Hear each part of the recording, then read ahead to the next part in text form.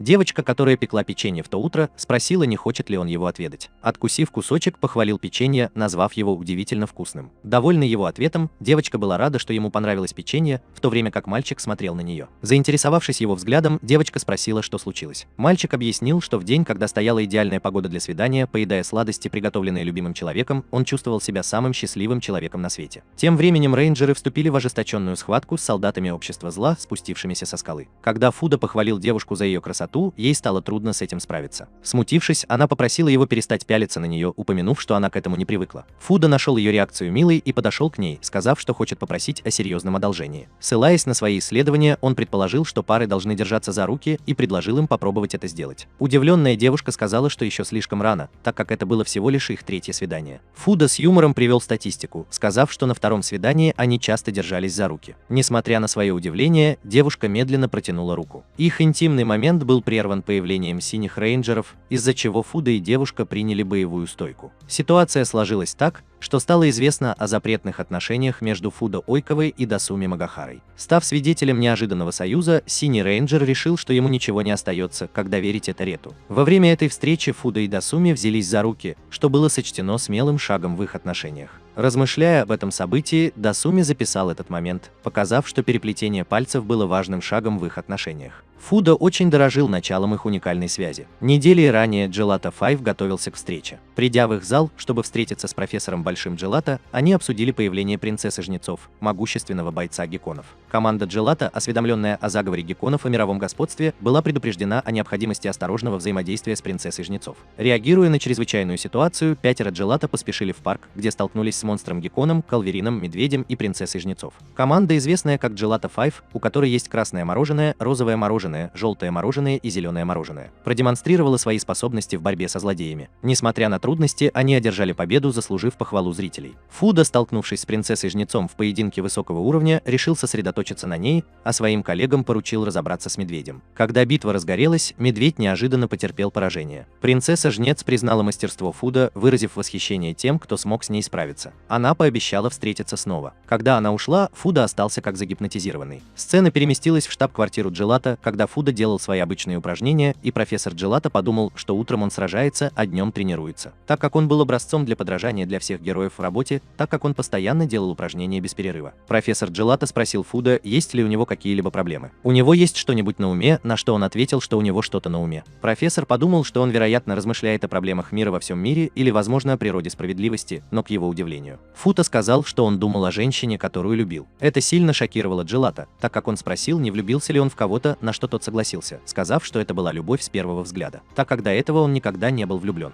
Gelato спросил и рассказал ли он ей, на что он ответил, что он герой, и они с ней живут в двух разных мирах, за что Gelato ударил его. Он сказал, что герой не может влюбиться, потому что он был человеком, как и все остальные, и он должен сказать ей об этом, и это приказ. Фуда спросил, уверен ли он, на что он ответил утвердительно. Любовь привела его на следующий этап его жизни, когда он взял на себя ответственность за все, что случилось, а затем ушел. Gelato подумал, что он всегда считал свою целеустремленность в бодибилдинге печальной, но было приятно видеть, что у него горячая кровь. Он задавался вопросом, что это могла быть за женщина, которая украла сердце Фуда, поскольку он неправильно понял ее как медсестру с тех пор, как ему тоже нравились медсестры. На закрытой фабрике Фуда встретил принцессу Жнецов, которая сказала ему, что была удивлена его приглашением на это мероприятие, но он этого не сделал, пришлось объяснять, так как она знала, что он хотел продолжить с того места, где они закончили. К ее удивлению, поскольку Фуда ничего не сделал, он сказал ей, что влюблен в нее, что сильно расстроило принцессу Жнецов. Потрясенный услышанным, принцесса Жнецов спросила, не сошел ли он с ума, ведь они были смертельными врагами. На что Фуда ответил, что он получил разрешение профессора Биг Gelato. Принцесса Жнец сказала, что он ни за что бы этого не позволил, но услышав, что он уже получил разрешение, она разозлилась, поняв его игру. Она знала, что он поймет, что у нее нет опыта в подобных вещах, и он дразнил ее, используя это как предлог за то, что вышвырнул ее из игры. Она использовала свое оружие, чтобы сбить его с ног, и его Фуда едва успел увернуться. Принцесса Жнецов сказала, что он заплатит за это, и никто никогда не сможет полюбить ее. Товарищи Дасуми думали, что ее любимая еда сырое медвежатину, но Фуда поправил их, сказав, что ей нравятся блинчики и макароны. Фуда опроверг слухи, объяснив, что он изучил ее лайки в социальных сетях и уточнил, что комментарии от Protein Man принадлежат ему. Уверяя ее, что она не машина для убийства, Фуда увидел в ней реального человека. Удивленный Дасуми спросил, откуда он это знает, и Фуда признался, что проводил собственное исследование. Убежденный в этом, Фуда искренне увидел ее, когда Дасуми упала, и Фидо признался в своих чувствах. Несмотря на то, что они были врагами, Фуда поверил, что у них все получится, и попросил ее стать его девушкой. Дасуми поначалу колебавшаяся, согласилась, раскрыв свою истинную личность. В настоящее время она предупредила Фуда, чтобы он держал их отношения в секрете. Наслаждаясь обществом друг друга, они надеялись, что наступит день, когда они смогут открыто рассказать о своих отношениях. Когда появилось желтое мороженое, потрясенный Дасуми случайно вырубил Фидо. Обеспокоенный, Дасуми надеялся, что они встретятся снова, возможно, послезавтра, когда герой и боец тайного общества отправятся в свое запретное любовное путешествие. Сцена переносится на 6 месяцев назад, когда рейнджеры Джелата были отброшены назад сильной принцессой-жнецом. Фуда вступил с ней в бой на высокооктановом уровне, и когда драка усилилась, принцесса-жнец похвалила его, заявив, что он был крепче, чем предполагали слухи. Загипнотизированный ее внешностью, Фуда уставился на нее. В настоящее время репортеры с вертолета ведут прямую трансляцию битвы между Джелата 5 и Гекко, подчеркивая, что герои сражаются за мир в своем мире. Красный Джелата и принцесса-жнец встретились лицом к лицу, обмениваясь знаками, определяющими их дальнейшие действия. Когда Фуда моргнул, они перенесли свою дуэль в другое место. Успокоившись, Фуда спросил Дасуми, почему они, кажется, находятся немного дальше, чем обычно. Дасуми извинилась, заявив, что для нее это нормально. Когда Фуда подошел к ней, Дасуми сказала ему не делать этого, из-за чего Фуда неправильно понял и подумал, что его отвергли. Дасуми объяснила, что все было не так. Просто она была очень активна в тот день и, вероятно, от нее пахло. Фуда нашел это милым и подошел к ней, поклявшись никогда не покидать ее, независимо от того, как от нее пахло. Смущенная Дасуми удивилась, почему он такой бесчувственный, и выразила свое отчаянное желание быть с ним. Фуда, в свою очередь, сказал, что никогда не встречал никого более очаровательного. Он кликнул несколько ее фотографий, выражая свою любовь к ней, когда она злилась. Суми остановил его, сказав, чтобы он прекратил фотографировать, так как он не сможет поделиться ими, если будет использовать такую камеру. Они сфотографировались на смартфон, и когда подошли ближе, их сердца сильно забились, когда они осознали, что они стали намного ближе, чем когда-либо. Фуда осознал волшебство камеры и то, что она пахла лучше, чем он думал. Пока он делал снимок, принесли желтое мороженое, объявив, что они закончили свою работу, и Фидо остался в шоке, не зная, что делать дальше. Желтое мороженое спросило, победила ли Фидо принцессу жнецов, и Фидо похвалила Суми за ее хороший поступок. Фидо попыталась извинить ее, предложив им уйти, но она упомянула, что телевизионная станция попросила дать ей интервью, прежде чем они уйдут. Во время интервью репортер спросил Фидо о победе над принцессой жнецов и о том, что он к ней чувствует. Фидо сказал, что на свете нет никого похожего на нее, и поделился своими первоначальными чувствами, когда он встретил ее. Смущенная принцесса-жнец изо всех сил старалась сохранить самообладание. Репортер поинтересовался, была ли она для него примером и незаменимым соперником в его развитии. Фидо признала ее значимость. И когда его спросили о том, есть ли у него девушка, Фидо хотел сказать, что есть и что она здесь. Однако желтый рейнджер перебил его, заявив, что у Фидо никогда не будет девушки из-за его одержимости бодибилдингом. Репортер посетовал, что это пустая трата времени, учитывая то обаяние, которым Фидо обладал для многих поклонниц. Мисаки предположила, что он мог бы узнать больше о женском сердце. Они даже в шутку упомянули о приеме заявок на свидание с Ред, с подробностями в описании. Интервью закончилось, и Фидо обратилась к Дасуми, которая была недовольна популярностью Фидо. Фидо заверил ее, что она для него единственная девушка, и он сделает для нее все, что угодно. Затем Дасуми спросила, не пригласит ли Фидо ее на настоящее свидание, выразив свое желание получить романтический опыт. Фидо согласилась, и они договорились встретиться в Центральном парке на следующий день в 5 часов. Дасуми ушел взволнованный предстоящим свиданием, в то время как Фидо был в шоке, не зная, что делать на настоящем свидании. Ночью на базе Фидо искал в интернете идеи для свидания, чувствуя себя сбитым с толку. К нему зашел Висуки и стал дразнить его за то, что он занимается исследованиями в области мышц, и Фидо объяснил ему свою дилемму, связанную с планированием идеального свидания. Висуки сказал ему, что нет никаких правил, и что он должен сосредоточиться на том, что ему нравится. Фидо почувствовал себя просветленным, осознав, что кажущаяся непреодолимая стена в его сознании начала рушиться, и он узнал правду о свиданиях. Сцена перенесена на следующий день в парке, где Фуда, одетый в свои обычные брюки, нервничал перед тем, как пойти на свидание. Дасуми пришла в повседневной одежде, оставив Фуда загипнотизированным ее внешностью. Дасуми выразил смущение и нервозность по поводу официальной встречи. Фидо задавалась вопросом, способна ли она сделать что-нибудь невозможное. Дасуми похвалил маскировку Фуда, и Фидо объяснил, что если не считать очков и прически, это был его обычный костюм.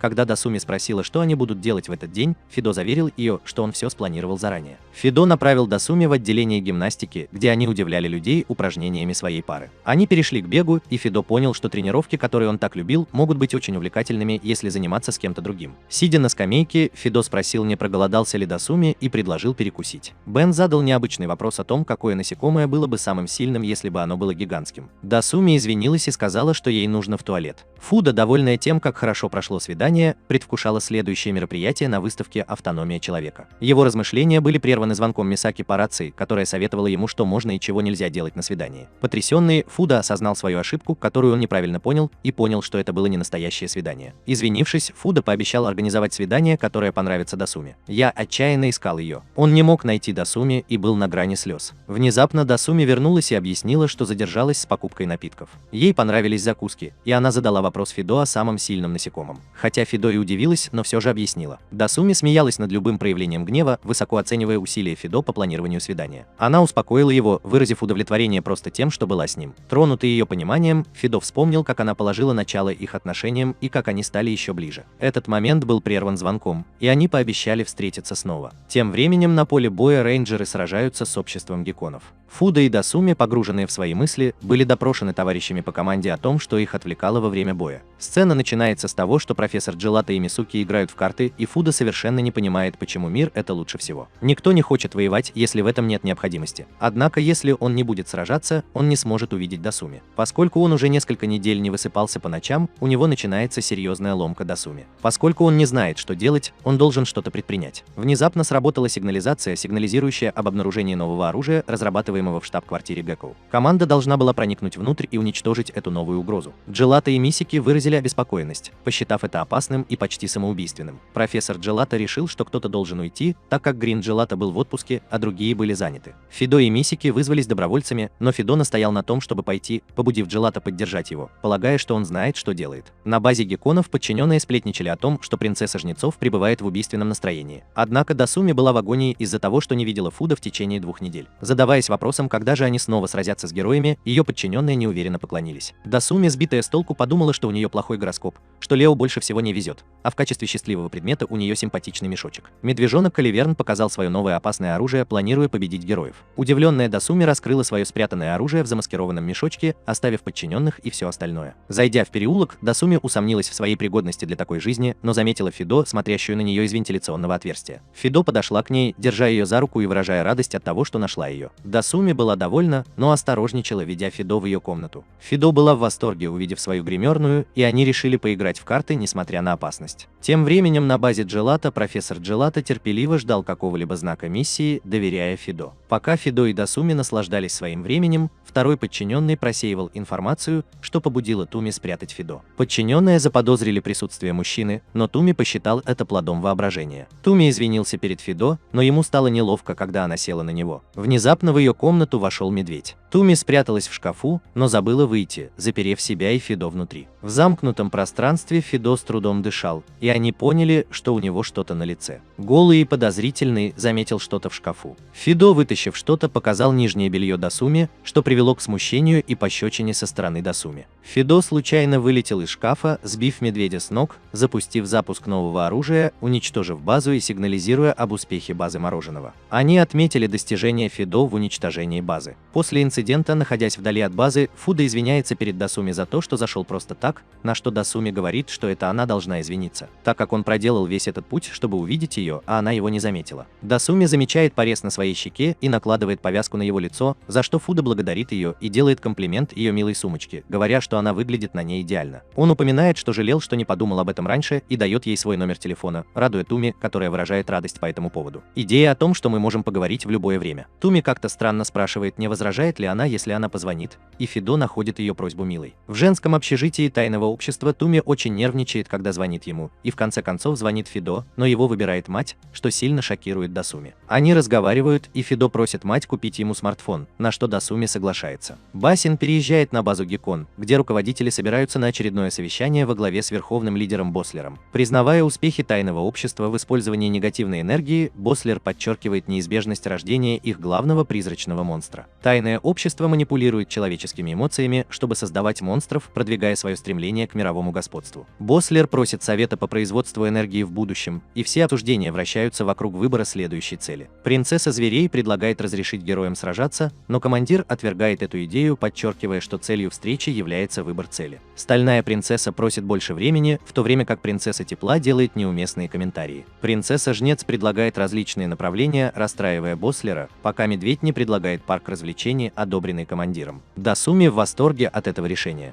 Фудо, вспоминая разговор с Дасуми о посещении места для пары, получает ее сообщение и понимает, что их мечта сбывается. Тем временем профессор Джелата и Мисуки озадачены действиями Фудо. Мисуки планирует раскрыть секрет Фудо в воскресенье вместе с Хару. В воскресенье они наблюдают, как Фудо играет с детьми, и Мисуки полна решимости выяснить, что он скрывает. Тем временем медведь прячется в тени, задаваясь вопросом, почему герои здесь. Десуми встает и бросается к ним, что заставляет медведя назвать ее глупой за то, что она не знала, что они там были. Фидо переодевается в свой костюм и очень рад видеть Дасуми. Медведь, однако, нападает на Туми, и Мисаки спрашивает, знает ли Фидо, что они нападут. Хару уверяет ее, что Фидо ничего не скрывает. Мисаки и Хару переодеваются в свои костюмы, чтобы помочь Фидо. Пока Фидо просто хочет приятно провести время с Дасуми, начинается битва. Пока они выбирают место назначения, Фидо и Дасуми весело проводят время в тематическом парке, наслаждаясь различными аттракционами. В карете Дасуми упоминает, что от качели его укачивает, и Фидо признает, что до сегодняшнего дня он не знал об этом. Они держатся за руки и наслаждаются моментом знакомства друг с другом. Поскольку битва, кажется, закончилась, Дасуми предлагает им вернуться, понимая, что они, возможно, перешли черту в парке аттракционов в страшном месте. Действие начинается в школе, куда Дасуми приглашают ее друзья. Принцесса-жнец, она же Дасуми Магахара, девочка-подросток, которая скрывает свою злодейскую сущность, чтобы посещать старшую школу в городе. По дороге, когда они обсуждают посещение караоке, Дасуми отрицает это, говоря, что у нее есть работа, из-за которой они дразнят ее, говоря, что она трудоголик. Одна подруга дразнит ее, говоря, что таким образом у нее никогда не будет парня. Охваченная этим, Дасуми пытается уклониться от вопроса, который задают ее друзья, не влюблена ли она в кого-нибудь. Другой друг упоминает, что видел красное мороженое с девушкой, и Дасуми в полном шоке. Она убегает, плача. В ресторане Фудо спрашивает, почему она редко приглашает его куда-нибудь, за что Хару приносит извинения. Когда Фудо спрашивает о причине, Хару нерешительно думает о том, что она не может перестать думать об этой фотографии и о том, является ли девушка рядом с ней его девушкой. Но действительно ли это нормально, что она спрашивает о его личной жизни? Фудо неправильно понимает это, за что показывает ей книгу о росте мышечной массы и протеин для восстановления организма. Хару говорит ему, что хочет спросить об этой фотографии, на что он отвечает, что у него там тоже есть фотографии. Хару признает, что она была идиоткой, когда поверила, что у него появится девушка. Сцена меняется, когда 5 любителей мороженого сражаются с медведем. Когда Фидо и его коллеги начинают драку, Фидо пытается противостоять принцессе жнецов и подает сигнал Дасуми, что они должны координировать свои движения. Но, к его удивлению, Дасуми в гневе наносит ему мощный удар. Фудо выбрасывают, так как он думает, что опоздал с выбором времени, и говорит ей переехать в другое место, что она отрицает, выпуская на волю вихрь жнеца. Фудо напуган и думает, что никогда не видел этого нападения, которое уносит его в здание. Фудо спрашивает, что с ней не так, за что Цуми бьет его кулаком, говоря, что видела его с девушкой в ресторане. Фудо говорит, что все совсем не так, и она все неправильно поняла, когда учила ее бодибилдингу. На что Дасуми говорит, что она знает это, как и то, что она лучше, чем кто-либо другой, знает, что он никогда бы ей не изменил. И все же, когда она увидела их вместе, в ней вспыхнула ужасная ревность, и она поймала себя на мысли, что, возможно, ему не место рядом с такой изгоем, как она. Когда Фидо говорит, что она самая девчачья девочка на свете, Дасуми смущается и кричит, что она никогда не была таким человеком. Беспокоится о таких вещах. Когда она указывает на Фидо, она кричит, что любовь сделала ее слабой, а свидания с ним сделали ее слабой и жалкое подобие женщины. Фидо сожалеет об этом, говоря, что она не слабая, поскольку она перебарщивает с ним. Когда удар Дасуми останавливается рядом с Фидо, Дасуми говорит, что, возможно, она не создана для любви, и плачет навзрыд. Фидо смущает ее, обнимая, говоря, что он тоже довольно неловкий, но как только он принимает решение, он доводит его до конца, и он любит ее. Она и никто другой на всю оставшуюся жизнь. Когда он просит ее присоединиться к нему в этом, Дасуми говорит, что доверяет ему и присоединиться к нему. Сцена меняется, когда носитель терпит поражение. В здании Дасуми спрашивает Фудо, почему он вдруг смеется, на что тот отвечает, что увидел новую я на ее стороне, и иногда она может быть на удивление негативной. Дасуми разозлилась и сказала, что до сих пор не простила его за то, что он пошел на то свидание после школы. Фудо был сбит с толку и спросил, не было ли это хорошим поступком. И Дасуми сказал, что это было именно для того, чтобы пообещать ей, что он пригласит ее на свидание после школы, наденет форму и все такое, и тогда она простит его. За это Фудо обещает ей, когда они держатся друг за друга. Хару, сидящая рядом с ними, говорит им, что все кончено, и они оба удивляются и потеют, когда выясняются их отношения. Когда Фудо и Хару уходят, Фудо думает, что она ничего не сказала, и возможно ли, что она их не раскусила. Когда он спрашивает, сколько разговоров она слышала, она говорит, что после того, как услышала, что Фудо попросил ее не использовать приемы, что она практиковала это недавно или это местонахождение. До Фудо доходит, что она все слышала, и все кончено. Он представляет, как профессор Джелата и его коллеги отреагируют на это. Ему становится страшно, когда он очнется ото сна. На следующий день в штаб-квартире Джелата Фудо боится входить в зал заседаний. Сзади Хару говорит ему, что им нужно присутствовать на собрании. И на собрании говорится, что Хару начнет собрание, что сильно шокирует Фудо. Хару удивляет Фудо новостью о предстоящих тестах в конце семестра, что заставляет их уйти пораньше. Фудо находит, что Хару ведет себя странно и не может понять причину. В парке Фудо доверяется Туми, и оба озадачены поведением Хару. Тасуми подумывает заставить Хару замолчать, чтобы прекратить пытки, но Фуда убеждает ее подождать еще немного. В этой суматохе Дасуми просит у Фуда ванильный мока, и тот уходит за ним. Затем Дасуми сталкивается с Хару, которая раскрывает свое желание драться и подтверждает свои чувства к Фуда. Дасуми побеждает Хару в битве, ставя под сомнение ее отчаяние. После пробуждения Хару остается неподвижной по предложению Дасуми. Признавая свое поражение, Хару восхваляет силу Дасуми. Дасуми спрашивает о мотивах Хару, что приводит к открытию, что Хару присоединилась к команде из-за своей любви к Фуда. Подозревая, что у Фуда есть девушка, Хару никак не ожидала, что это будет вражеский командир. Дасуми задается вопросом, не затаила ли Хару обиду, но Хару разъясняет их общую историю, вспоминая прошлую поддержку Дасуми. Однако, увидев силу Дасуми, она отказалась от этого плана, поняв, что не имеет права мешать их счастью. Хару выражает сожаление, а Дасуми утешает ее. Приходит Фуда, не подозревающий об эмоциональном потрясении, и Дасуми объясняет, что Хару спит. Выражение лица Фуда меняется, когда он размышляет о возможности того, что Хару могла заставить ее замолчать навсегда. В штаб-квартире Гэкоу, как и просил Бослер, руководители проявили твердость духа. Затем он представил ежемесячные отчеты серии «Принцесс», в которых оценивались результаты боевых действий, накопление негативной энергии, энтузиазм и общая таблица лидеров. Команда Медведя снова лидировала в общей таблице лидеров, продолжая свою серию отрывов от второго места финишер.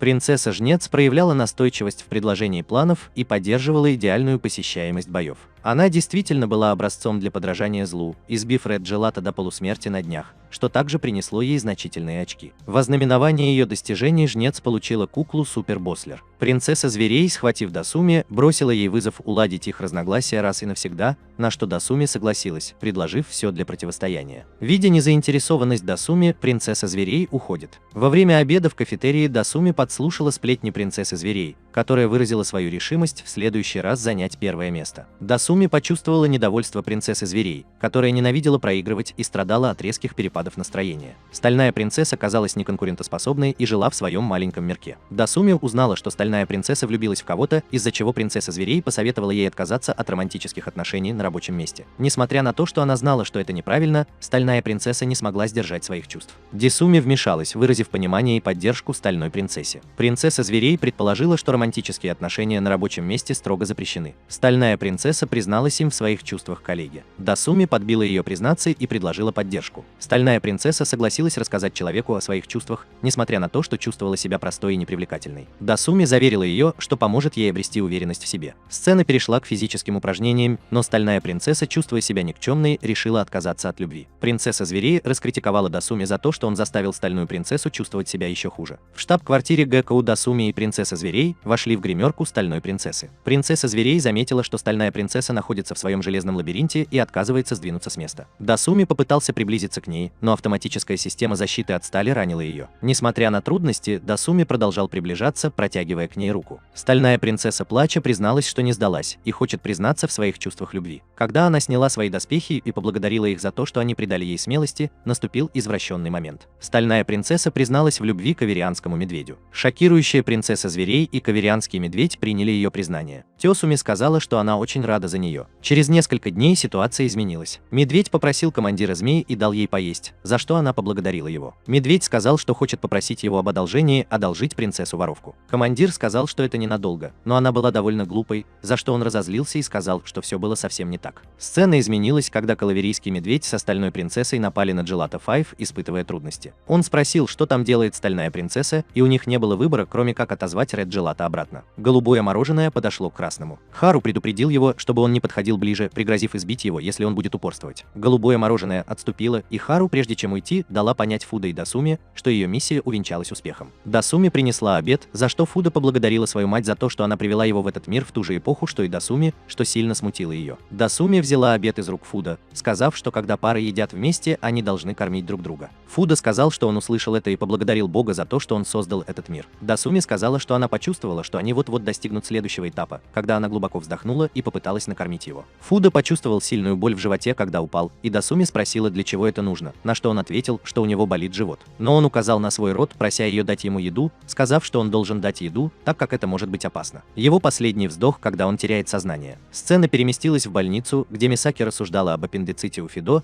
и профессор извинился за непреднамеренные последствия своей просьбы, призывая Фидо отдохнуть. Когда Насики попытался накормить Фидо яблоком, он вспомнил, что Дасуми, должно быть, была первой женщиной, которая кормила его, и закрыл глаза. Рот. Осознав это, Хару проглотила яблоко, подав знак Фидо, за что он ее очень поблагодарил. Через некоторое время, когда Фидо почувствовала, что кто-то ее чем-то кормит, она стала плохо себя вести с Дасуми, но поняла, что это была ее мама. Когда она ушла играть в волейбол со своими друзьями-соседями, Фидо достал из-под одеяла свою гантель, а Дасуми сзади сказала ему, чтобы он этого не делал, так как это было невозможно. У него бы швы лопнули. Она сказала, что слышала, что завтра ему разрешат выйти на улицу, но она хотела повидаться с ним, пока находится в этой необычной ситуации, и спросила, чувствует ли он себя намного лучше. Фудо сказал, что он никогда не умрет, пока она его не покормит, и Дасуми смущен. Она говорит ему, что он такой глупый, а сама запрыгивает на кровать, пытаясь накормить его. Когда Фудо медленно ел еду, он чувствовал себя приятно счастливым, и когда они держались за руки и придвигались ближе друг к другу, внезапно перед ними появилась его мать. Когда Фудо и Дасуми приятно проводили время друг с другом и собирались разделить этот чудесный момент, в дом вошла их мать. Оставив Фидо в замешательстве, она взяла Цуми с собой поиграть в бейсбол, так как не хватало игроков.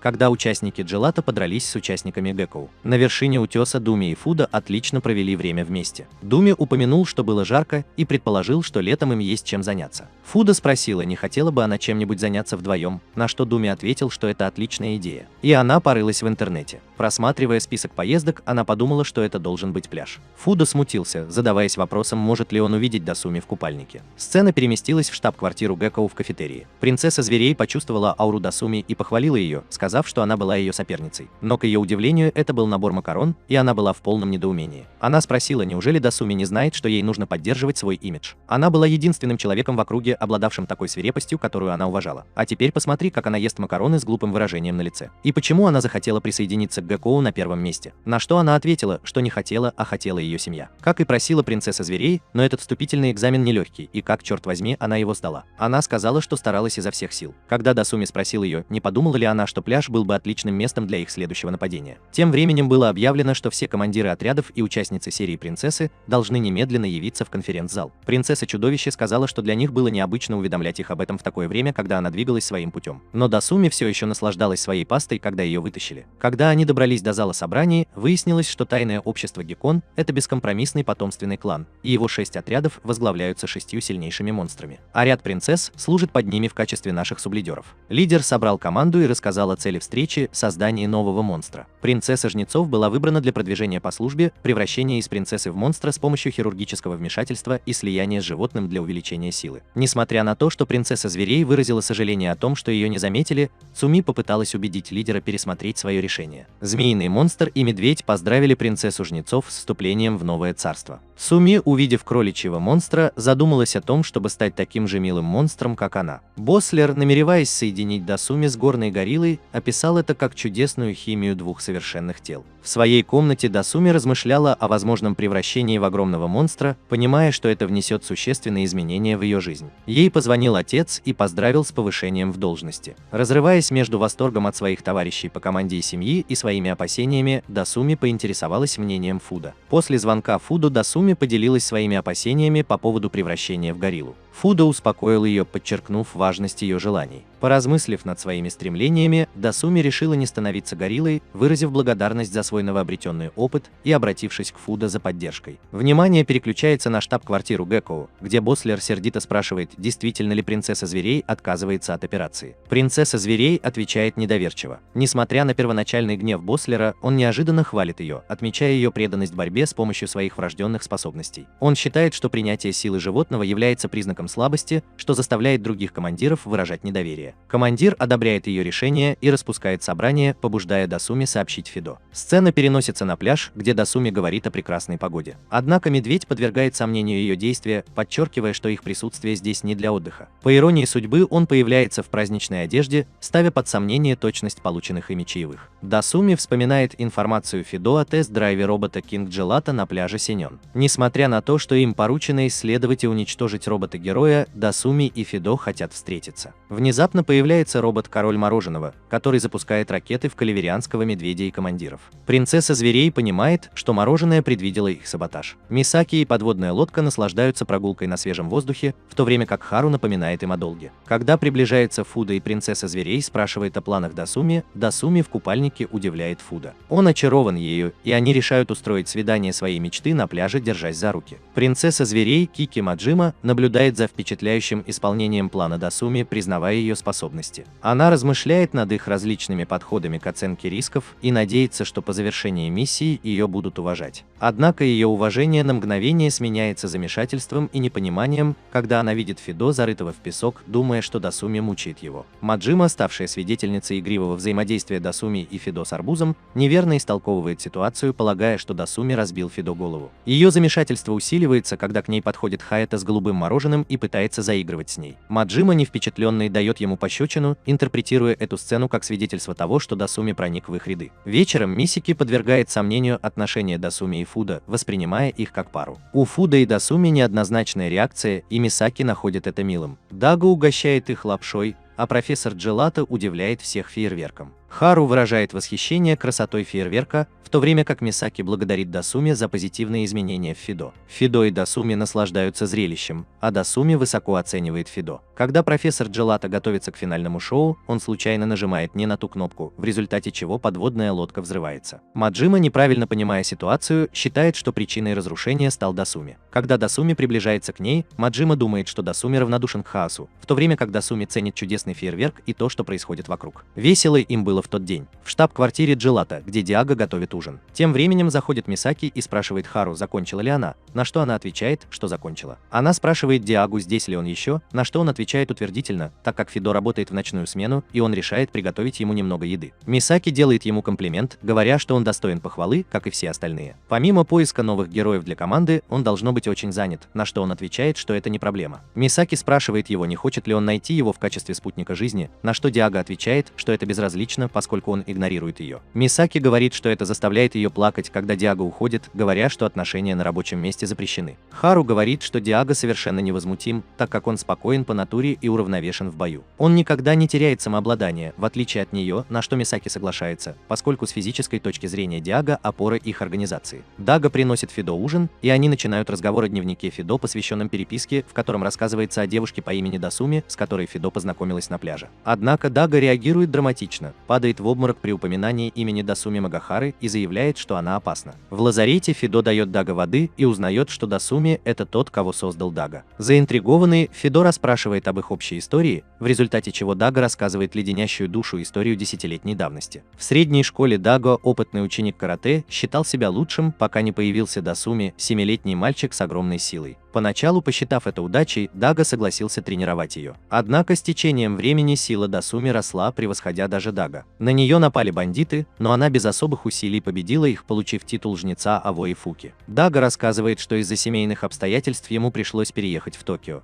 но перед отъездом он встретился с Дасуми для последней тренировки. Несмотря на его намерение победить созданного им монстра, Дасуми без особых усилий победил его. Она попрощалась с ним, выразив надежду на дальнейшую практику. В настоящем Дага признает пугающие воспоминания, которые он бессознательно запечатал. Он не может поверить, что Дасуми находится в Токио. Фуда согласен с опасениями Дага по поводу признания Дасуми и ее огромной силы. Дага, ответственный за личную разведку в героической организации, настаивает на том, чтобы Фуда расстался с Дасуми из-за правил на рабочем месте. Он планирует сделать Дасуми скаутом в их команде, подчеркивая стремление ее таланта к миру во всем мире. Фуда, испытывающий противоречивые чувства и ужас при мысли о том, чтобы обсуждать Дасуми, размышляет о потенциальных проблемах, которые ждут его впереди. Сцена переносится в ресторан, где Фуда официально представляет Дасуми Диаге. Дасуми выражает удивление, узнав, что Диага состоит в Gelato 5, и осознавая, что он сменил фамилию. Диага, охваченный страхом, проливает чай, пытаясь поднять свою чашку. Дасуми вспоминает о днях их тренировок и предлагает сходить в бар, чтобы снять напряжение. Однако Диага в ужасе благодарит Фуда за вмешательство и выражает беспокойство по поводу травмирующих воспоминаний. Пока Дасуми идет в бар, Фуда расспрашивает Диагу о свиданиях. Диага, опасаясь Дасуми, настаивает, чтобы Фуда порвал с ней, если она его принуждает.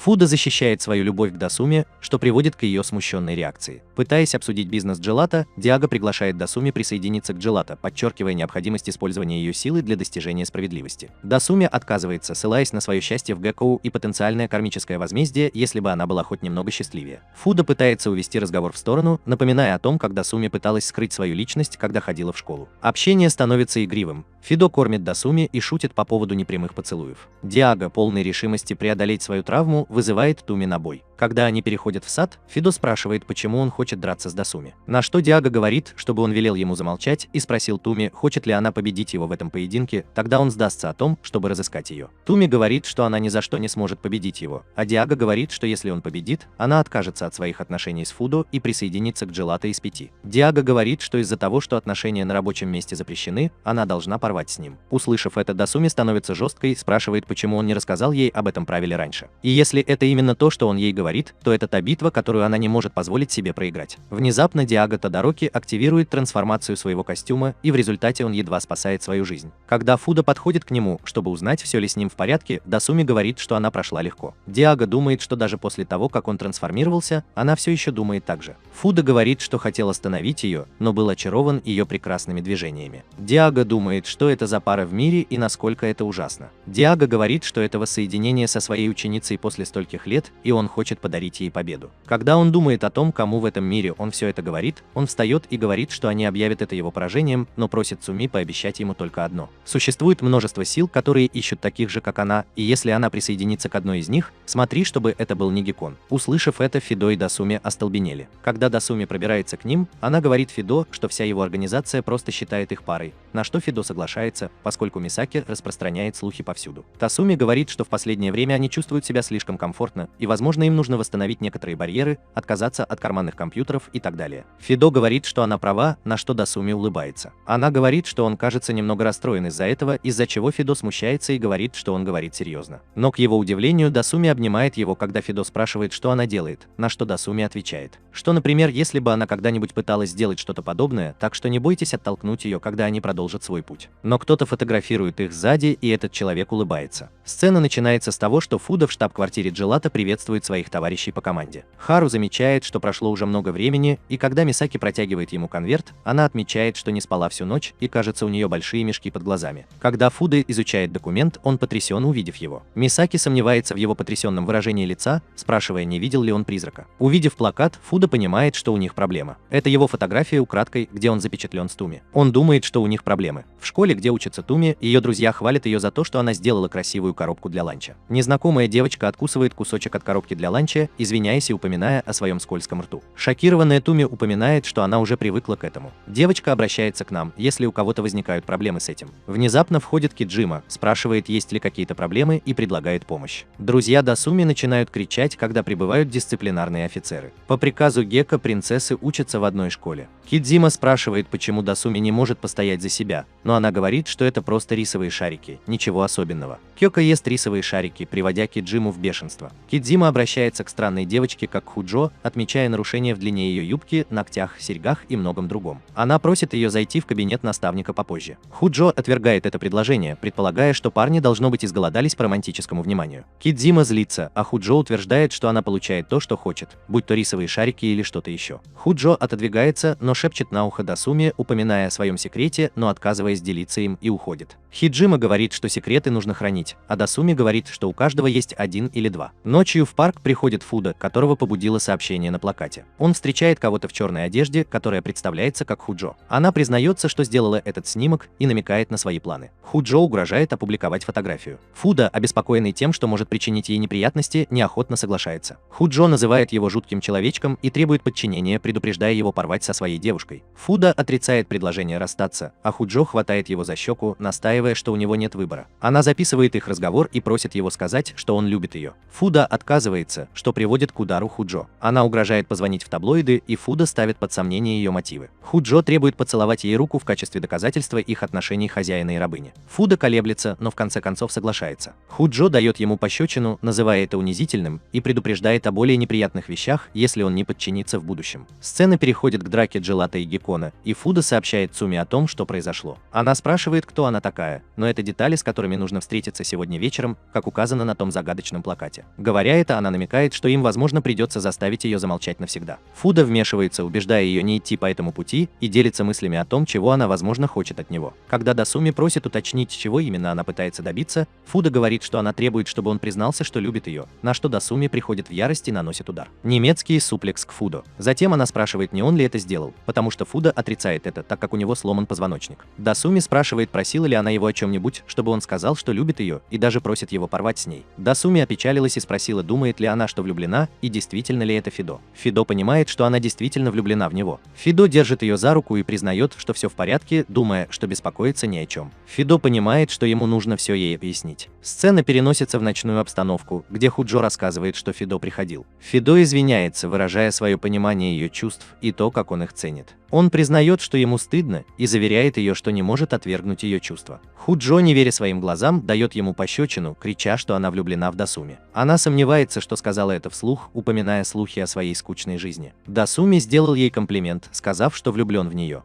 Хьюго извиняется, признавая ее недостойные чувства. Фута успокаивает ее, говоря, что ей не за что извиняться, и он ценит ее хороший вкус. Хьюго улыбается, называя его странным, но продолжает не спать всю ночь, показывая, что они по-прежнему соперники. Хьюго признает, что она беспокойная, эгоцентричная и немного дерзкая, но их связывает тайная связь, о которой не знает даже Дасуми. Предупреждая Фуда быть осторожным, она намекает на то, что собирается украсть Дасуми. Действие переносится в штаб-квартиру Гека, где проходит совещание. Киоко упоминает, что ранние пташки переезжают в зал, и в переулке они сталкиваются со странным монстром по имени Хит, который оказывается переодетым Худжо. Сцена меняется. В пещере Дасуми и Фуда проводят время с пользой. Входит пару, интересуясь планами Геккона, и Дасуми сообщает, что неофициально Бослер сама присутствовать не будет, так что атаки отменяются. Хару просит Фуда помочь в учебе, и Дасуми, сомневаясь в академических способностях Фуда, соглашается. На следующий день, когда Хару направили в апартаменты Мун-Вилледж, он был шокирован, но Дасуми предложил им переодеться в форму Геккона. Легко пройдя мимо, они добрались до комнаты Дасуми. Во время учебы Дасуми уронила письмо, в котором была видна ее впечатляющая успеваемость. Извиняясь за ложь, она признает свои академические успехи, и вместе они решают помочь Хару в учебе. Однако противоречивые методы преподавания сбивают Хару с толку, и она вынуждена уйти. Фуда и Дасуми, оставшись наедине, нервничают в обществе друг друга. Фуда замечает, что Дасуми ведет себя странно, и спрашивает, в чем дело. Она делится своими мыслями по поводу вопроса Хару, спрашивая, планирует ли Фуда поступать в университет.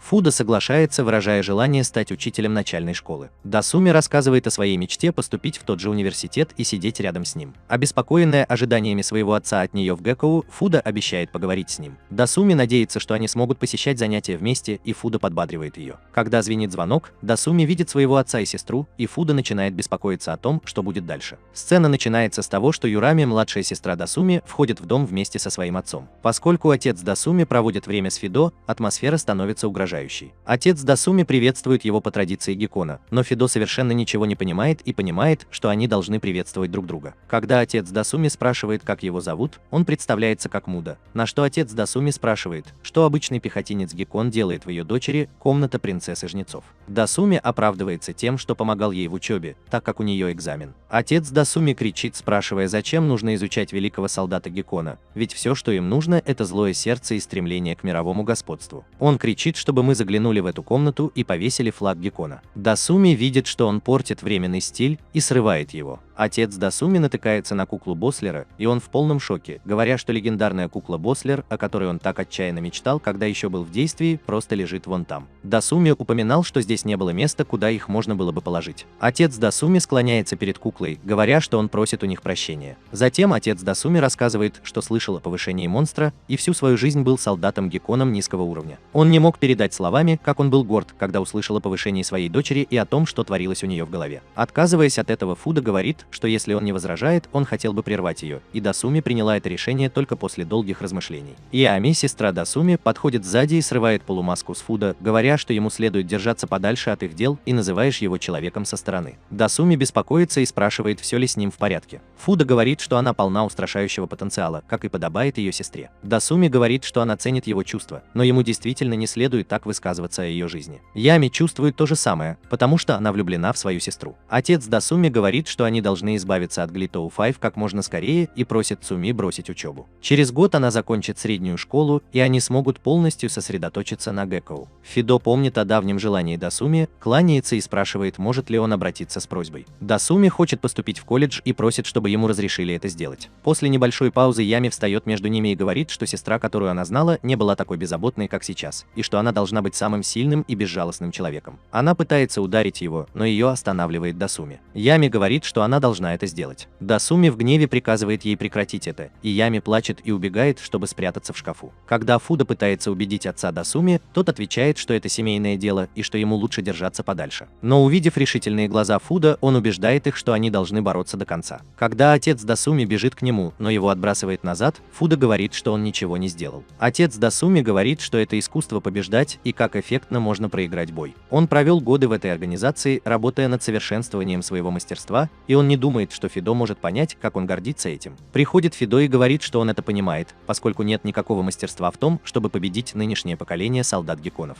Отец Дасуми хвалит целеустремленность Фидо и видит в нем перспективу. Принимая душ, он откладывает разговор с Дасуми об университете, доставляя ей радость. Дасуми выражает благодарность Фуда, который утверждает, что справляться с подобными ситуациями легко, если это означает, что они могут учиться в университете вместе. Позже, когда отец Дасуми уходит, она признает участие Фидо в их сложной ситуации. Фуда уверяет ее, что совместное преодоление трудностей того стоит. Дасуми доволен, делает Фидо комплименты и благодарит его за все. Ями, наблюдающая за происходящим из окна, по-прежнему недовольна присутствием Фидо. В воспоминаниях Ями вспоминает, как над ней издевались в старшей школе и как она получала поддержку от Дасуми, который поощрял ее становиться сильнее. В настоящем Ями сопровождает Дасуми в поездке на поезде, где Дасуми увлечен беседой с Фута. Пока они идут через лес к штаб-квартире Гекко. В штаб-квартире Гекко солдаты отдают дань уважения принцессе Жнецов. Дасуми сомневается в формальном обращении, и солдаты отмечают ее возросшую свирепость. Йороми задается вопросом, всегда ли Дасуми так ведет себя перед подчиненными. В зале собраний Бослер хвалит Йороми, а другие принцессы выражают свое одобрение. Ями проявляет к Дасуми то же уважение, что и к нему. Дасуми просит у Ями попкорн, упоминает о новом магазине, который она хочет попробовать, и уходит. Ями извиняется за поведение своей сестры и бежит за ней. Дасуми водит Ями по разным магазинам, стараясь, чтобы она выглядела симпатичной. Ями чувствует разочарование, вспоминая свои прошлые трудности и восхищение семьи Дасуми. Ями пытается уйти, говоря, что сестра, на которую она равнялась, теперь ушла, и она выглядит как полная слабачка. Ями чувствует разочарование и уходит.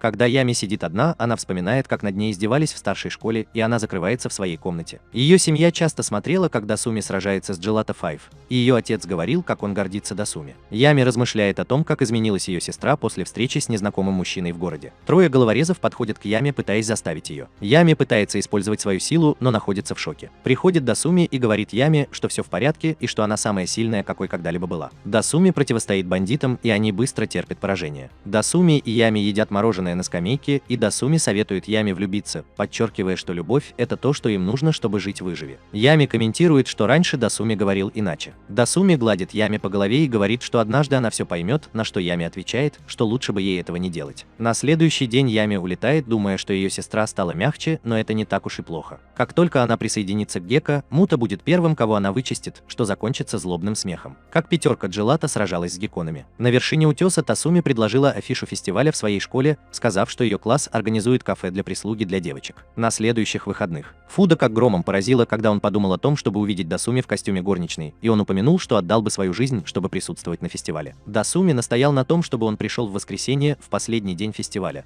так как в старшей школе Какутей была легенда. В финале последнего школьного дня сотрудники сделали доступной скульптуру в форме полумесяца, известную как Луна Какутей, всего на 1 час. Это было популярное место для фотографирования пар, и считалось, что те, кто сфотографируется с ней, станут непобедимыми парами, связанными узами брака. Любовь навечно. Фуда нашел эту идею умной и считал их непобедимой парой, но он был бы не прочь получить немного сверхъестественной поддержки. Суми согласился, подчеркнув необходимость соблюдать осторожность во время многолюдного школьного фестиваля. Фуда признал, что это будет их самая трудная миссия на данный момент, поскольку они держались за руки и поклялись стать непобедимой парой. Сцена переместилась в переполненную школу, где проходили различные мероприятия. Фуда нес на плечах синего рейнджера Хаята, гипнотизируя девочек. Хаята представился как жемчужина Gelato 5 в малиновом кирпичном Фуда. Друзья Дасуми предложили пойти в кафе, но вмешался Хаджу, который поинтересовался предполагаемым парнем Дасуми. Несмотря на отрицание Дасуми, Хаджу предложил пойти вместе в Какутей Мун. Тем временем Фуда сообщил Дасуми о своем задерживающем приближающемся прибытии. Ободренная своими друзьями, Дасуми попыталась сбежать от Ханджу, который преследовал ее. В другом районе пара обсуждала полет на Луну, но вмешался Миджима, подчеркнув, что цель фестиваля – способствовать развитию духа сообщества, а не романтики. Кёка столкнулась с Киджимой, обвинив ее в ревности, что вызвало гнев Киджимы и его решимость уничтожить каждую пару. Внутри дома с привидениями Фидо поджидала Дасуми и обнаружила, что она прячется под столом. Они разделили забавный момент, когда Фидо похвалила миловидность Дасуми. Дасуми, одетая в костюм горничной, подарила сладости из их классного кафе. Фидо выразил свой восторг и назвал себя самым удачливым мастером в истории. Несмотря на чувство вины за то, что она ушла из класса, Дасуми решила дождаться школьного фестиваля. Внезапно вмешался Кидзима, напав на них из-за незаконных отношений. Фуда и Дасуми сбежали, разделившись. В 3 часа дня Дасуми подумала, что ей удалось сбежать, но столкнулась с Худжо, настаивавшим на том, чтобы они выполнили свое обещание посетить Луну Кокутё. Дасуми объяснила, что она никогда не обещала этого таким образом. Тем временем Фуда оказался окружен поклонниками, а Хаэта заявил, что обещал быть лошадью Фидо весь день, хотя Фидо отрицала, что давала такое обещание. Когда объявление о наступлении Луны Кокутё стало сигналом, пары собрались, чтобы сфотографироваться. Дасуми бросился к нему, преследуемый Худжо. Дасуми оценила атлетизм Худжо и обратилась за помощью к принцессе крови Кире, которая поколебалась, но согласилась на предложение сделать кукол Супер Бослер. Принцесса крови, влюбленная в верховного правителя Бослера, соблазнилась этим предложением. Когда Дасуми вылетела из окна, а Худжо погнался за Дасуми, она подумала, что принцесса крови непростой противник. На что Кира сказала, что ей следует задержаться и приятно поговорить с ней подольше.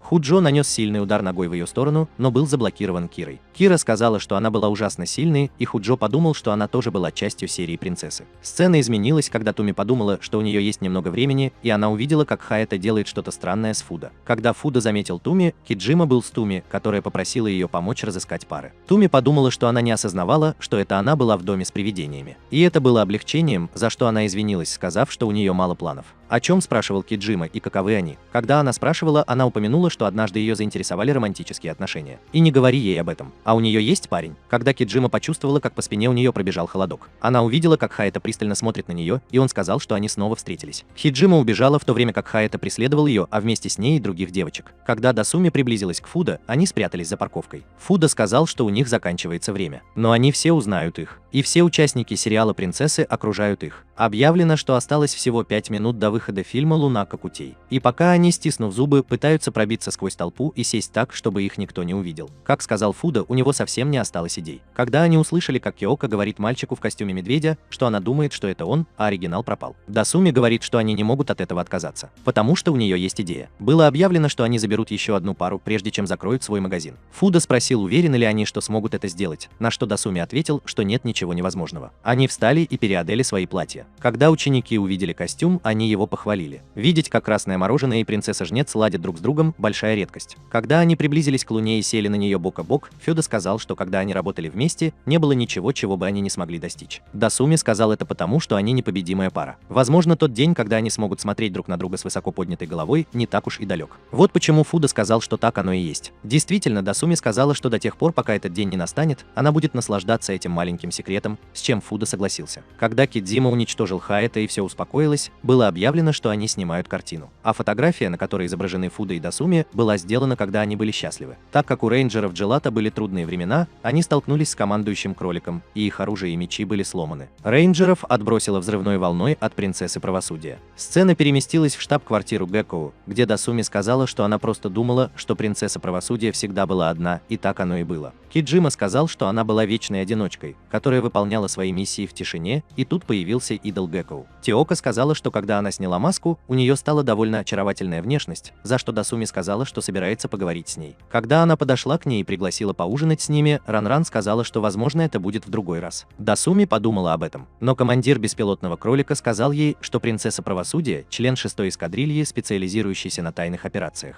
Известна своей преданностью делу и отсутствием о межличностных связях. Висуми, пытаясь нарушить свою изоляцию, пригласила ее к себе домой, и сцена переместилась в комнату Тасуми, где Киджима был удивлен, узнав об этом обмане. Думая, что это серьезная встреча, она разозлилась на Кайока за то, что та пришла в пижаме. Кидзима думал, что настоящей целью Кайока было сблизиться с принцессой правосудия, которую она считала сильным воином. Все стало еще более неожиданным, когда появилась Фидо, и Дасуми был шокирован и недоумевал почему. Киджима саркастически прокомментировал то, что красное мороженое было пропущено в одиночку. Цуми почувствовал, что что-то не так, и сказал Киджиме остановиться, поняв, что это не Фидо. Когда Фидо приблизилась, оказалось, что это принцесса правосудия, которая призналась, что удивила их, и спросила, видит ли Дасуми это насквозь. Дасуми заметил странные детали, такие как небезопасное снятие обуви Фидо и меньшие мышцы, усомнившись в перевоплощении. Кидзима признал принцессу правосудия соперницей, которая сделала свою домашнюю работу. Настроение улучшилось, когда Дасуми приготовила такаики, заслужив комплименты от Кидзимы за его вкус. Кидзима в шутку назвал это скорее дружеской встречей, в то время как Кайока пояснила, что целью было установление более тесных связей. Рассудительная принцесса, не решающаяся выражать свои мысли, показала свою неуверенность в том, что касается установления дружеских отношений. Когда группа обсуждала темы, Дасуми подчеркнула положительные аспекты влюбленности, которые вдохновляют на личностный рост и радость. Принцесса суждений, заинтригованная, предположила, что Дасуми, возможно, сама влюблена. Дасуми избегала обсуждать личные вопросы, утверждая, что сейчас неподходящее время. В порыве игривости она подарила принцессе шарф в знак их дружбы. Когда ее спросили, были ли они друзьями, Дасуми подтвердила это, упомянув, что она шила по шарфу для всех. Кидзима усомнился в ее мастерстве, и Кайока объяснила, что Дасуми состоит в клубе любителей рукоделия. Позже принцесса, выдающая себя за Фудо, поблагодарила Дасуми за проведенный день, сказав, что никогда не собиралась сближаться с ней, но ей было весело. Когда она уходила, Дасуми, удивленная и позабавленная, подумала, что у нее чуть не случился сердечный приступ, в то время как Джадж вспоминала этот день со смехом. Сцена переместилась к утесу, где Дасуми и Фудо наслаждались временем, проведенным вместе, и Дасуми игриво спросил, действительно ли он был самим собой. Фудо, сбитый с толку, пошутил по поводу того, что она пытается изменить его лицо, а Дасуми, поддавшись игривому порыву, притворился, что гримасничает. Ситуация приняла неожиданный оборот, когда Дасуми попыталась шутливо испортить ее одежду, что заставило Фудо усомниться в ее действиях. Смутившись, Дасуми быстро извинилась. Сцена переместилась в ледяные горы, где каверианский медведь приказал солдатам Геккон напасть на рейнджеров на горе Такао. В иглу Фудо и Дасуми приятно провели время, расхваливая исключительный кофе. Фудо взволнованно поделился важной новостью. Наконец-то выходит в свет его кропотливая работа над книгой под названием «Какое насекомое было бы самым сильным, если бы оно было гигантским». Дасуми поздравила его, и Фудо пригласил ее на следующий день подписать его книгу. На следующий день, несмотря на головокружение и слабость, Дасуми настояла на том, чтобы присутствовать на церемонии подписания. В школе ее друзья заметили ее необычное состояние, и несмотря на их беспокойство, она настояла на том, чтобы пойти. В больнице Кира ухаживала за Дасуми, доставляя ей неудобства тем, что называла себя мамочкой и пыталась накормить ее. Друзья Дасуми, беспокоясь о ней, сообщили Кидзиме и Кека. Обеспокоенный безопасностью Дасуми, Кидзима поспешил в лазарет.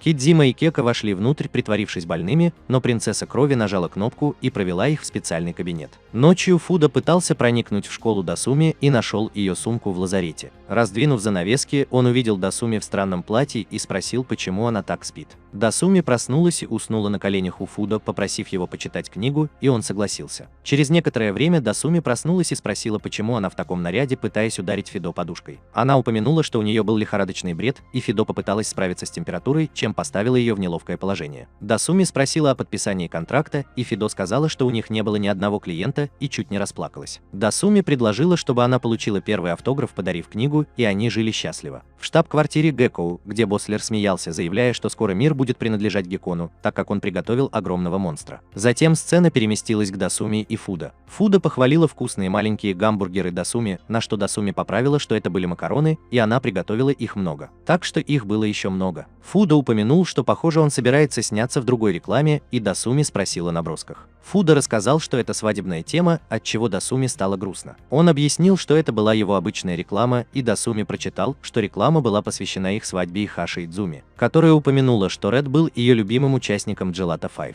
Дасуми читает сцены из рекламы, где пара входит в часовню, смотрит друг на друга в присутствии священника и разрезает торт. Слоганом для их знаменательного дня было выбрать свадьбу в Кисимото. Дасуми спросил Фидо, что это такое, и Фидо ответил, что это работа, на которую он не осмеливается согласиться. Дасуми выразила свое неодобрение, и Фидо спросила, почему она расстроена, ведь это всего лишь рекламный ролик. Хару объяснила, что Дасуми была расстроена, потому что ей была невыносима мысль о том, что человек, которого она любила, режет торт с совершенно незнакомым человеком. Чувствуя угрызение совести, Фудо решила исправить ситуацию и поклонилась профессору Gelato в штаб-квартире Gelato, попросив снять ее из рекламы. Профессор Gelato поинтересовался, почему он не может сняться в сцене разрезания торта. Фудо объяснил, что Кишин Мьюто Weddings является важным спонсором, но он понял, что не может сделать Дасуми несчастным. Он решил испечь свой торт и разрезать его вместе с Дасуми до того, как будет снят рекламный ролик. Однако он с треском провалился и жег торт. Дасуми все больше беспокоился из-за отсутствия сообщений от Фуда в течение 2 дней. В штаб-квартире Гекко, Кидзима и Кайока наблюдали, как солдаты чувствовали тревожную ауру Дасуми. Расстроенная молчанием Фуда, Дасуми дала выход своим чувствам, назвав его идиотом. В конференц-зале командиры представили абсолютного фантома, странное существо, подпитываемое человеческим негативом. Дасуми, пропустив объявление, не обратил внимания на надвигающийся хаос. Выпущенный на свободу абсолютный фантом посеял хаос в штаб-квартире Гекко, без особых усилий победив командиров эскадрильи и принцесс, пытавшихся остановить это. Он даже поглотил калаверийского медведя и включил его пушки. Тем временем в штаб-квартире Джелата Фуда закончил готовить свой торт. Он взывает к Дасуми, но она не обращает на это внимания. Когда режиссер дал сигнал к началу съемок в штаб-квартире Гекко, Дасуми, думая, что Фуда будет резать торт вместе с Хаши, почувствовал, что им пренебрегают, и проигнорировал его звонок. Когда абсолютный призрак приблизился к городу, начался хаос, который огорчил Киджиму и Кека. Фуда попытался связаться с Дасуми, но она проигнорировала его, и началась стрельба. Во время стрельбы мысли Фуда задержались на Дасуми, когда Хашимада заметил, что Фуда слишком сильно сжимает нож. Когда абсолютный фантом пронзил крышу, целясь в Фуда, он усомнился в личности монстра. Фуда, осознав связь монстра с Гекконом, наблюдал за разрушениями, включая его испорченный торт, и потерял сознание. Товарищи по команде Фуда подбадривали его сражаться, переодеваясь в их костюмы. Развернулось ожесточенное сражение, но последний фантом оказался грозным, и исход был неясен, поскольку герои боролись с его мощью и безжалостными атаками. Киджима с Кайока прибыли на место происшествия, и было объявлено, что подкрепление Гекко только что прибыло. Они столкнулись не только с разъяренным монстром, но и с принцессами, которые также присоединились к битве. Возможно, это самый серьезный кризис, с которым Джелата Файв когда-либо сталкивалась. Киока сказала, что величайший фантом заплатит за это, когда она обрушила на него атаку железной тюрьмы, а Кидзима сзади попытался вцепиться в него когтями, но был сбит с ног великими фантомами. Он съел стальную принцессу, когда Киджима закричал и побежал к нему, но великий призрак объединил силы стальной принцессы, чтобы заключить ее в клетку. Великий призрак попытался съесть торт и вышел из-под контроля по мере того, как увеличивался в размерах, а тем временем Дасуми увидела уничтоженный торт, который приготовил для нее Фуда, чувствуя себя довольно неловко. Внезапный скачок напряжения в сети сигнализировал Фуда о грозной природе этого монстра. Профессор Джелата осознал необходимость применения абсолютного оружия, объединяющего меча в режиме мороженого из глины. Хотя это и было серьезным испытанием, у них не было альтернативы. План заключался в том, чтобы объединить все их оружие в режиме Джелата Клей. Стратегия, единогласно одобренная командой. Однако Великий Призрак взял всех участников в заложники, оставив Фуда явно раненого единственным, кто мог противостоять ему. Все удивлены, как неожиданно принцесса-жнец объединила свои силы с Красным Мороженым, отбросив их вечное соперничество ради общей цели. Тасуми, признавая свой прежний эгоизм, извинилась перед Фидо, опасаясь его обиды. Фидо заверил ее, что он не питал к ней никаких недобрых чувств, даже в сложных обстоятельствах. Когда Великий Призрак начал мощную атаку, Дасуми и Фидо эффективно защитились от нее. Подбадриваемые своими друзьями, они успешно проникли сквозь фантом по небу, сравнив это с разрезанием торта. Великий фантом встретил свою гибель, освободив их захваченных товарищей по команде. Зрители были восхищены их выступлением, а медведь и Киока остались невредимыми. Сцена переходит в Завалуном, где Фуда признается, что проиграл бы без поддержки Дасуми, за что она смиренно благодарит его. И поскольку он испек для них торт, она с удовольствием съела бы следующий. Один из них, как большой призрак, небольшого размера, прошел к ним, и Дасуми сказал, что он слишком мал, чтобы причинить еще какой-либо вред. Удивительно, но он назвал их мама и папа, что очень смутило их обоих. Фуда сказал, что это похоже случай ошибочного отождествления, а Дасуми сказала, честно говоря, какой глупый ребенок. Прибежал репортер и спросил, возникла ли между ними новая дружба после победы над гигантским монстром, но Дасуми выбросил Фуда. В то время как репортер сообщил, что там вообще не было никакого взаимопонимания. В то время как Фуда сказал, что это не так уж плохо для принцессы-жнеца, Дасуми сказала, что дружба невозможна, поскольку она принцесса-жнец. Холодное и безжалостное воплощение дьявола, и никогда не должна забывать об этом. Тем временем Великий Призрак позвал свою маму, когда Дасуми подняла его